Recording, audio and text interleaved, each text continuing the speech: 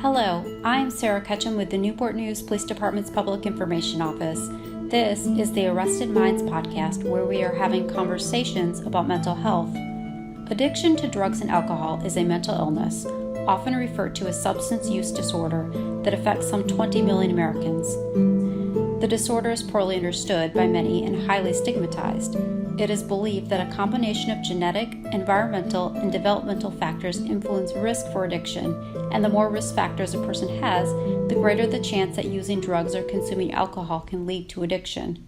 Research shows that repeated substance use can lead to changes in the brain that challenge the person's self-control and interfere with their ability to resist intense urges to use again, despite harmful consequences. Recovery from addiction is difficult, but it is possible. Today, I am speaking with Ashley, who is sharing her story about her recovery from drug addiction. Hello. Ashley, when did you start using drugs and why?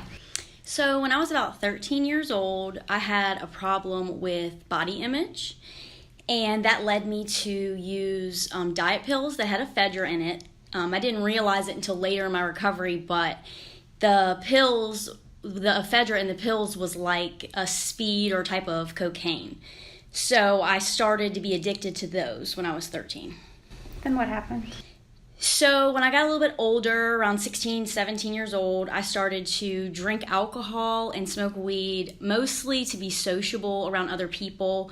I wasn't comfortable in my own skin or body, so that helped me to relax, so to speak. And then eventually that led me into college, where I was working a full-time job, going to school. I had a lot of energy, and I was introduced to cocaine in college. And that basically allowed me to have a lower appetite with still being able to keep up the energy that I had in order to work and go to school. I never missed my job. I ended up getting promoted several times during that time frame. And nobody noticed. Like my family, I was becoming a bigger and bigger addict and able to function, so everybody thought that I was doing just fine.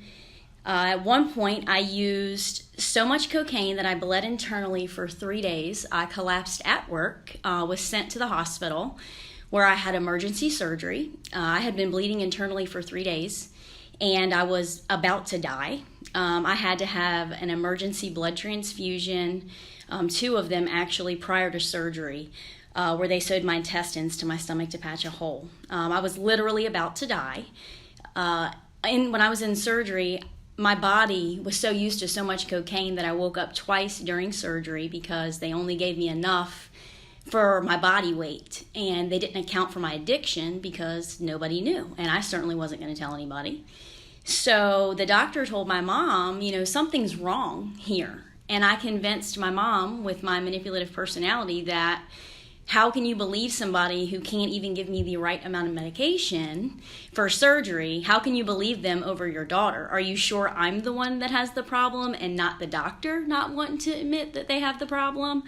And so I was able to convince my mom and everybody around me that I didn't have a problem once again. And eventually my boyfriend, a few months later, told my mom that I was using drugs. And I wasn't really worried about my mom so much as she threatened to go tell my job. So I knew that they were going to give me a drug test, and so I went ahead and agreed to go to rehab. Then what happened? So at that point, I didn't want to go to rehab, right? But I was afraid of losing my family support. So I went to rehab, and I actually left against medical recommendations. 23 days, I had to do an entire intervention, and I passed all those steps. And so they sent me back home. I had the drug dealer meet me at the airport, and I used then as well behind everybody's back. And a couple months later, so I went to rehab in October. So then December, just a very few months later, I ended up walking out on my lunch break and smoked crack, because at that point my addiction had gotten worse, and I had went from just snorting cocaine to actually smoking crack, and that caused me to walk out on my lunch break, get so high I could not return, and I walked out on a $65,000 job just like that. So after, for the next few months, I've cashed out my 401k. I spent that money and just tried to stay afloat, pay my rent, things like that. And when that money ran out, I eventually started going to prostitution to make money. And I also began using heroin at that point. I had been introduced to another drug. In September 2011, the Newport News Police Department and the DEA kicked my door down to my apartment where my boyfriend was selling drugs. I took a gun and drug charge for him. It was his firearm and his drugs, but my apartment. And he was extremely abusive to me. But to be honest, the reason why I took the charge wasn't because I was afraid of him, because I actually believed that he loved me. I took it because I genuinely cared about him and wanted to help him. I felt like I deserved somebody like that because of the lifestyle that I was living. And so therefore, my entire value system had changed at this point in my addiction. I was bonded out of jail about 30 days later. And my mother, the same day, told me that she would not allow me to see my boyfriend.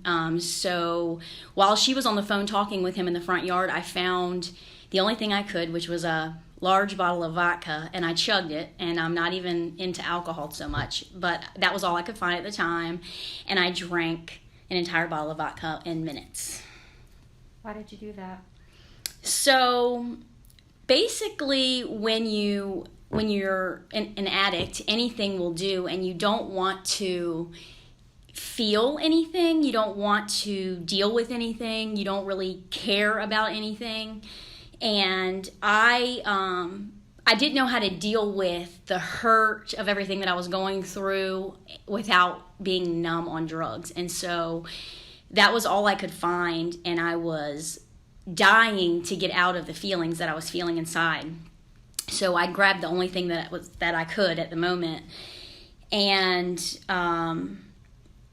then I took a bottle of pills and I threw it at my mom and ran out the front door. And my mom called the police department and told them that I had stolen some pills and ran out of her house, and I was on bond and I was drinking. So a few days later, I was with that boyfriend in the old apartment, which we obviously got evicted out of because of the drug charge. And, they were just going to give us a citation for trespassing. But because of the events 2 days prior, I had a warrant out for my arrest. So he got to walk away, and I went back to jail. Just 2 days out of jail the first time.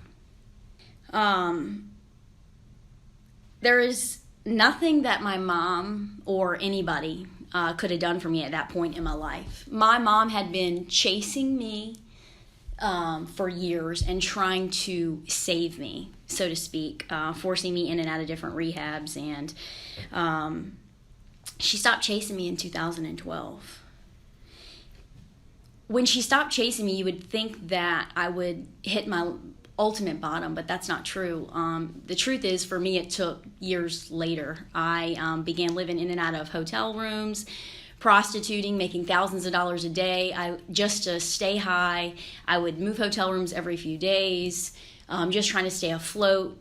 I was in and out of jail for different possession charges, and my mom had nothing to do with me throughout any of that. She never supported me in jail. She didn't try to help me whatsoever.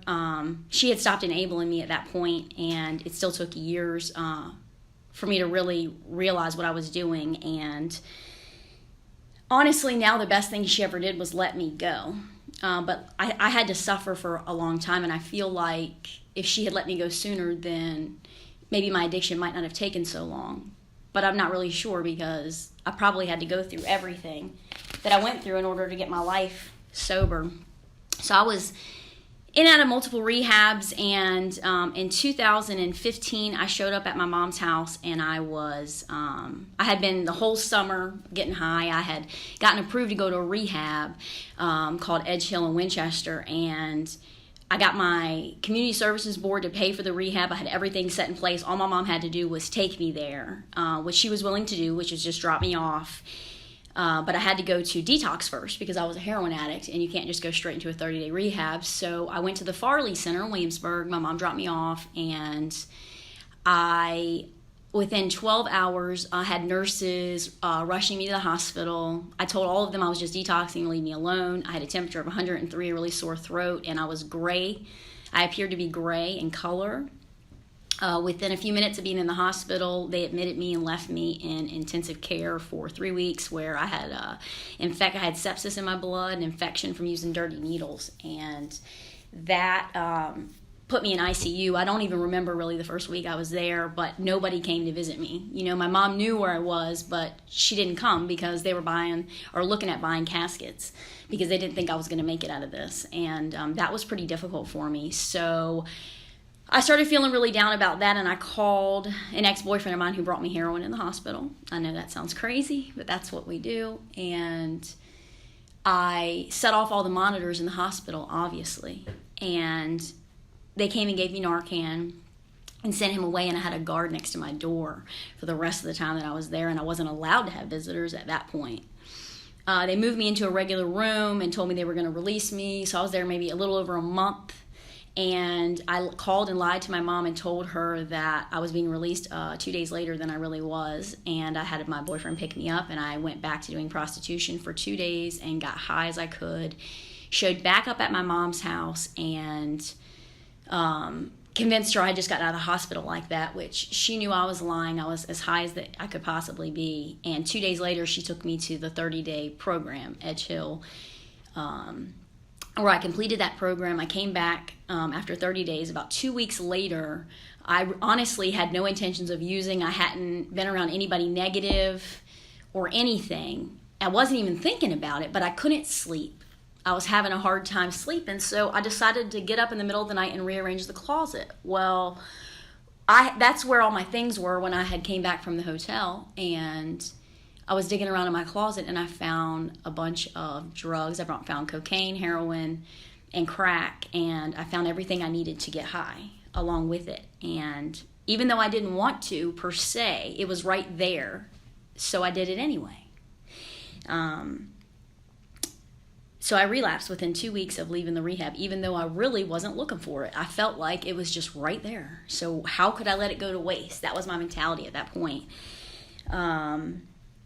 So I ended up altering some drug tests for my probation officer throughout that period, pretending to be sober when I was really getting high. And I eventually had a warrant out for my arrest where I was on the run. And in January 2016, I was arrested for a probation violation as well as a new drug charge. I got caught with more drugs at that time, and I had a boil, an infection, once again from using dirty needles. And I was so sick that the officer could not even take me to book me in jail. He had to take me to the hospital. So he took me to the hospital, and I was there for a week on vancomycin, and my family did come to visit me at this point because they were afraid if they didn't, they might not ever see me again. They were afraid I was going to die with the life I was living. And I told my family when they were there that I wish God would just let me die, because I really feel like I'd be better off, you'd be better off, I wouldn't have to suffer anymore.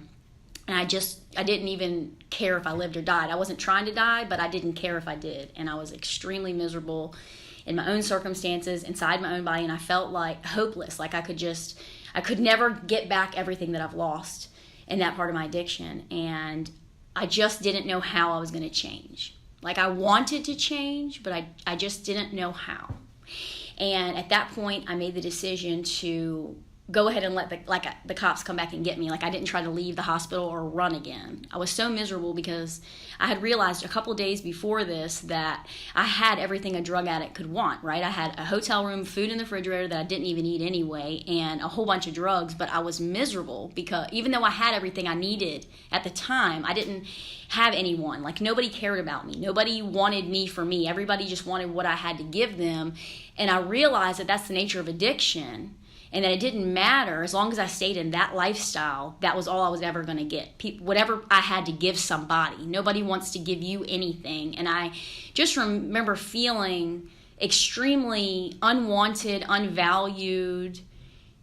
And so I remembered that feeling when I was thinking about leaving the hospital. And so I convinced my family to support me in jail and give me some money to put on my books. And I had my ex-boyfriend, the same one who brought me heroin the last time, bring me heroin into the hospital that night.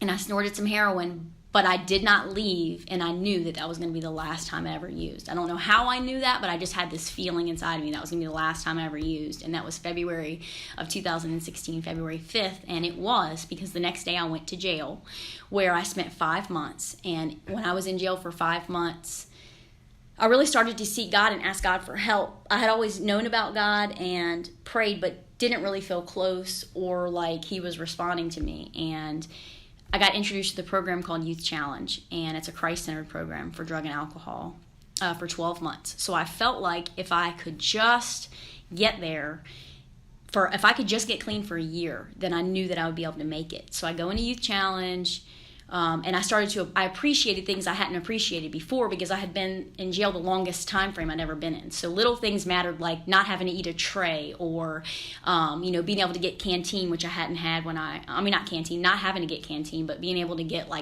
snacks and food whenever you wanted in the pantry. I didn't have to wait for it to be delivered to my jail cell. And so I started to appreciate some small things, and throughout that time frame, God really started to work on my heart. I learned what a relationship means with God, not just believing.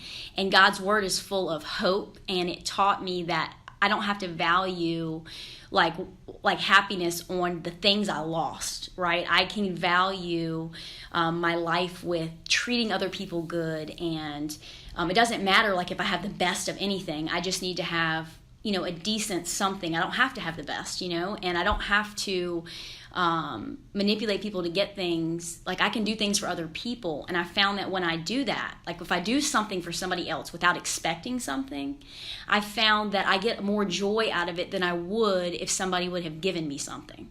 So I found a bigger reward out of doing something for nothing, which in my past all I ever did was manipulate people to get them to do things for me.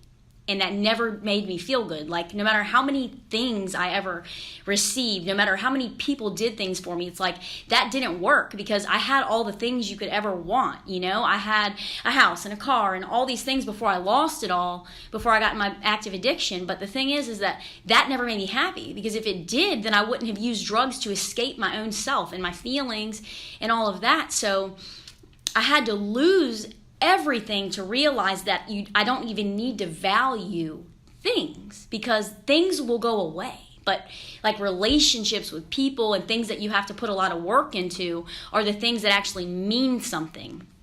And it took, living with other people, like out of all the women in the women's home that I was living in, I had more support than all of them put together, and yet I had the least support I've ever had. So it's like God used that to teach me that even the least amount that I'd ever had was more than multiple women, So it really put like everything into context for me, because I always felt so entitled. I always felt like my family owed me something. And when I got the opportunity to be around people who didn't have much, it taught me how much I really had, basically. And so, I'm doing really good in the program. My whole life has changed, and I just know what I'm going to do when I graduate, which is at 12 months. And I just celebrated 1 year clean. And 2 weeks later, my family comes to visit me, and they have a newspaper article, right? And I'm thinking, why are they bringing the newspaper? We can't read the paper here, And they're like, is this you? And I'm like, I doubt it. You know what I mean? I'm doing good. I don't think it's me, but let me see. And so I read this article, and it most certainly is me. And it says I've been indicted by the feds for something I did in 2012, which absolutely baffled me. And in my past, right, that would have been given me an excuse to leave, right, just to give up, right? Because, here it is again. I can't escape it, but this time I was surrounded by all these positive people, all these Christian people. And I knew what God had to say about my life, and that he was the ultimate person who was in control. And I just refused to give up. And I realized that no matter what, I was going to have to deal with it. So if I just tried to leave, it just prolonged the inevitable anyway. So I, for the first time in my life, spent 3 days trying to turn myself in to jail. And when I got there, I just knew that I was going away for a long time. Everybody said, and it all looked like I couldn't get a bond, but I did. 6 days later, I got bonded back to the program. But it took away everything I'd earned in the program. So I couldn't visit my family. I was on strict rules. And it was like, very confusing for me because it's something I did in 2012, even though I did all these good things, in 2016. But something I did in 2012 took away everything I had earned in 2016 and 17. And so that was a tough pill to swallow for me. But I had to accept that. I had to be responsible for the actions that I did, even back in 2012. So it taught me responsibility for my actions and how important all my choices are, because they can affect you years later. So throughout that time frame, I stayed at the program, and God changed my whole plan, because I just knew what I was going to do, and what I want to do has always hurt me in my past. And so I feel like God kind of put my life on hold, and I decided that I wanted to stay at Youth Challenge, because at that point all I cared about was not going to prison. And so I graduated the program in June. I got sentenced in July, and I was facing 16 years in prison. And by the grace of God, I only got 10 months house arrest and 400 hours of community service.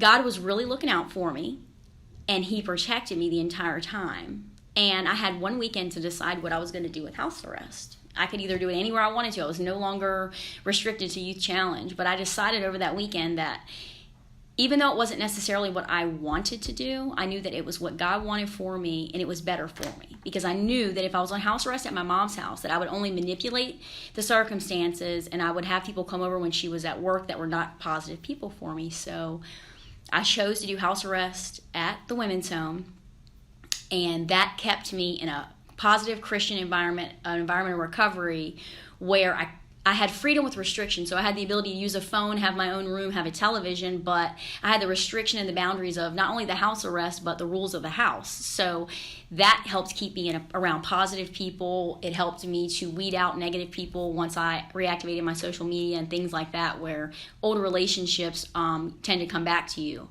And so that taught me that. And then I got off house arrest. I started community service and all of that. So do you think at any point earlier in your addiction, where you offered a 12-month program and all these things that kind of came together in your life, would you have gone? No, absolutely not. Because I feel like I had to be in a position to have the least amount possible. Like I had to come from jail in order to do the 12 months, because we're addicts. And we think that we can get a fast recovery. So we think that, well, when we use drugs, we instantly feel it and we get high. So we feel like when we stop using drugs, everything should magically get better overnight. And that's just not how it works.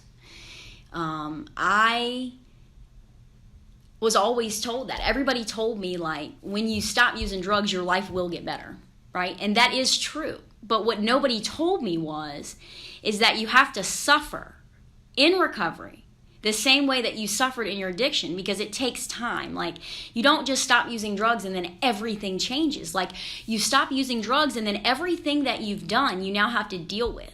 So you have to deal with all those feelings without substances and work on changing the way that you respond to everything while you're not on a substance. And that's extremely difficult. It's very uncomfortable. Change is hard. So you have to be willing to suffer for a season to get better for the rest of your life. And if you're not ready to do that, then you're not going to be able to change. You're not going to be able to get sober. So tell us about recovery. So recovery is one situation at a time, one day at a time. Like everybody says one day at a time, but it's like literally every situation of your day. You have to go through uncomfortable situations, and you have to be uncomfortable in order to change. Like, change is so difficult that if you're comfortable, why would you change? You have to be in a state of uncomfortableness in order for you to work on changing. And then you have to be willing to do the work. I wanted to get sober all these years, right? 5 years I was in and out of different rehabs. I wanted to get clean. I didn't want to suffer. I didn't want to do the work.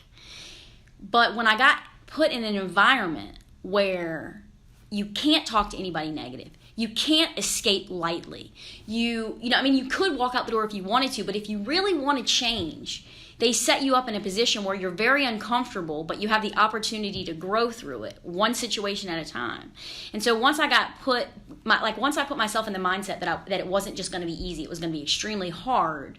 And then once I chose to stay in the environment that I was put in rather than take the easy way out, that's when everything started to change. And then even then, I got indicted by something that happened to me 5 years ago. And that was very difficult, but I still had to keep pressing on in my recovery. Like, I had to stop taking the easy way out. I had to take the hard way. That's going to be better. So I suffered for a season to be better for the rest of my life. And I had night sweats for 18 months. Like, just because I didn't use drugs doesn't mean I still didn't have the symptoms of withdrawal. I used so much heroin that I would wake up at night and wring my shirt out. Not just for 12 months, but for 18 months after using that substance. And every single morning I'd wake up and it'd be nothing but a reminder to me of what drugs had done. And that's hard because it's like you're not escaping what you did. You're like suffering through what you put yourself through. Like, I did that to myself, and I had to wrap my mind around that it was going to take years to get everything back. My driver's license was suspended for 7 years. It took me petitioning 3 judges, $10,000, and like 4 months of trying to get it back. And then I paid payment plans for 2.5 years after I got my driver's license, and I had a restricted license for 18 months. Right? All that, and I lost my license from getting drug charges and not having insurance on a vehicle. And so it took me a long time and a lot of money to get that stuff back. But I had to do it. I had to take the steps that it takes to get all these things back. You spend days, minutes, or hours ruining your life or making bad choices, and then you spend years trying to fix all this damage that you've done in your addiction. So what is your life like now? So now I'm married. I got married. So I got off house arrest in May of 2018. I got married in August of 2018 to a gentleman that I've known my entire life. He actually worked with me at my job that I walked out on. And I've known him for years. He's always checked in with me and things like that. And God just repositioned him right back in my life. And so he's been a good friend of mine. So I feel like, God allowed him to see me before my addiction, through my addiction, at my lowest point, and then watch me change, which is awesome. So we got married in August 2018. I got pregnant in December of 19. I had my daughter in September of 19, sorry. And she's now 1 year old. I have a house with my husband. I work in an environment of recovery. I never left Youth Challenge. I lived there up until 2 days before I got married, and I continue to work at their thrift store where I work around people in recovery, people who are in the program on a daily basis, and I'm able to try to help some of them, which is extremely important not only for them but for me in my recovery. To be in an environment that's Christian, it's recovery centered, and you get to see people who are in different stages of their recovery. And then I get to go home to my beautiful daughter. I have a wonderful life. I've lived more of my life I've been clean 4 years, 8 months. So I've lived more of my life in the 4 years and 8 months that I've been clean than I did the entire life before that, because the quality of my life is so much better. Remember in the beginning, I told you I've been struggling with body image issues since I was 13. So all this time, I have been miserable through everything. And now the quality of my life is, I'd say, 150%, because what I do and what I value and the things I choose to spend my time on are things that make me feel wonderful. I'm not going to say that we don't have down days, or things like that, because of course that stuff all happens. But I personally use doing devotions and praying to God to help me get through those things. And I go to church. I personally don't go to recovery meetings. I don't go to NAAA, any of that stuff. I did a lot of that in my past, but I don't do that now because my relationship with God is so strong. I'm not saying that stuff's not important for other people. I'm just saying that for me in my walk, God has worked in my life so drastically, and I continue to put myself in an environment where it's conducive to recovery. So, that's what helps me to stay clean. Is there anything you would tell someone who might be struggling with addiction themselves? I would tell them that there is hope and that I understand what it looks like or sounds like hearing from me now, because here I am 4 years and 8 months later, and you hear my story and it sounds so great and wonderful, right? But you're probably thinking, I understand she did that, but I definitely can't do that. I would tell them that I didn't think I could do it. I used to wake up every day and feel like I was a slave to a pill when I had opiate withdrawal, or a slave to a needle or a substance. I would wake up every day not knowing how. I'd be crawling to the bathroom and I wouldn't know how I was going to survive or how I was ever going to get out from under this. It can happen. It takes a lot of hard work. It takes time, and you're going to suffer, and you're going to be uncomfortable, and it's going to be hard. But if you make the next right choice after the next right choice after the next right choice, then you can change your life, and there is hope. But you can't do it by yourself.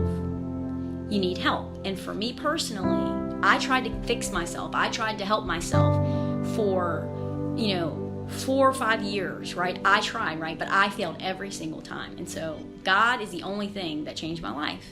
I'm not trying to push God on anybody. I'm just telling you my story, but I failed every single time, and it didn't matter how much I wanted it. I couldn't do it. But once I allowed myself to have a relationship with the Lord, and once I allowed Him to help guide me, and I kept making the right choices, even though it wasn't the choice I wanted to make, but I knew it was the right one, through each one of those situations, God has helped me through, and He continues to help me. And you just can't do it by yourself. You got to tell somebody. You got to get some help. And what about someone like your mom? What would you have told your mom back when she was still trying to help you? I would have told my mom that the best thing that she could have done was to let me go sooner. My mom paid off credit card debt for me. She paid mortgage payments. She bought me a car, got a car in my name, in her name for me. She gave me food. She gave me money, which she thought was for food. Basically, every single thing that she did only prolonged my recovery, because as long as I could use my mother to pay this bill or that bill, I could use my money to get high. And I feel like all she did was prolong my recovery. Of course, I'm taking responsibility for all my actions. However, I'm telling you that had she let me go sooner, the sooner she let me go, the sooner I would have hit rock bottom. The sooner I would have either made the right choice and started to change my life, or I would have just stayed in my addiction, but that would have been my choice. She enabled me to a downfall, in my personal opinion. Now, during that time frame, though, I made my mom feel awful because I manipulated her and made her feel like she was awful. But the truth is, I only did that because I did whatever it took to make her feel bad enough to support me and enable me. So basically what I'm telling you is that when you enable somebody, you are actually hurting them. I know that you think you're helping them by paying bills and doing all these things, but the truth about everything is that you're only prolonging their rock bottom. And until they hit their rock bottom, they're not going to change. And sometimes even when they do, they won't. But if you let go, then you know that you're not a part of that anymore. And so I know that it's hard. I know when you love somebody how hard that is, but it's extremely important for them to be able to have the opportunity to change, because they're not going to, unless they have nothing else left.